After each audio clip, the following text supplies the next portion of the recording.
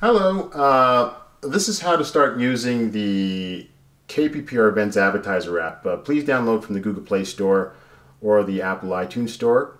What you want to do is register your information and just jot all that information into here. Once you've done that, please log in.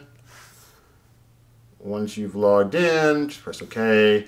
You'll see pictures of categories that you can choose from in order to promote your events. You can also go to the menu bar and choose whatever events that you're looking to promote in as well. What you want to do is choose the category. And once you've done that, you want to put in the event name, the event price, the event date, the event time, the description of the event, the address, city, country, and then you're going to post the event. Alright, so what you want to do is upload your promotional banner or logo and with the details and just post your event. Thank you.